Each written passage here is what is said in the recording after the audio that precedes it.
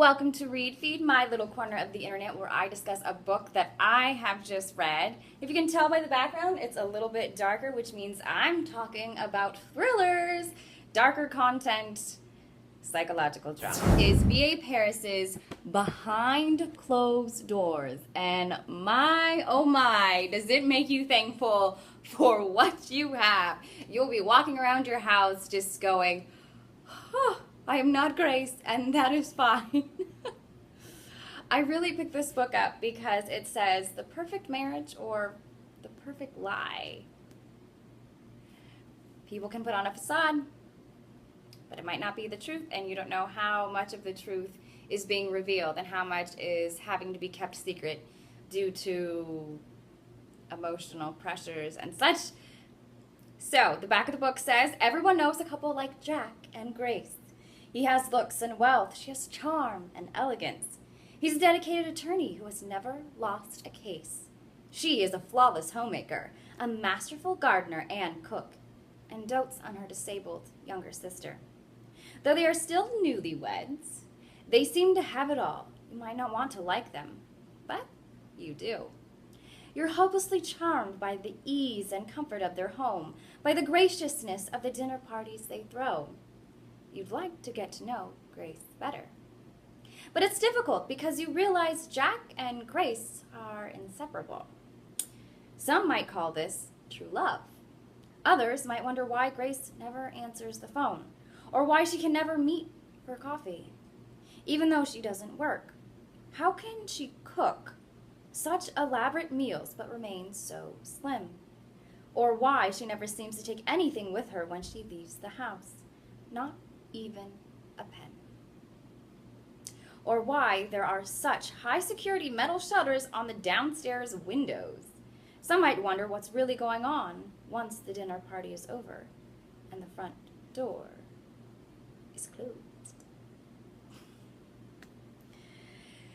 Man, is it an adventure. And I told my guy about it just briefly. I didn't want to give all the details, but as I was reading, I was so enthralled by just things that were happening and how things were progressing in the story. It really takes you by storm. And you get to visit Thailand on a couple occasions.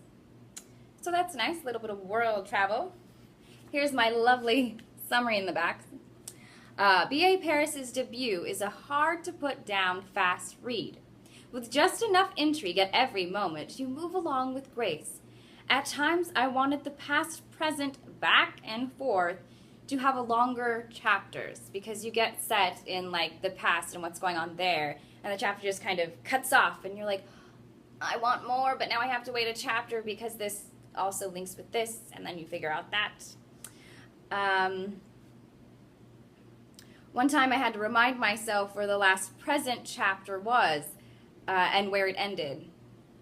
The book does have grim bits, but with a thriller like this, it adds to Jack Angel's persona. Read very much like a movie.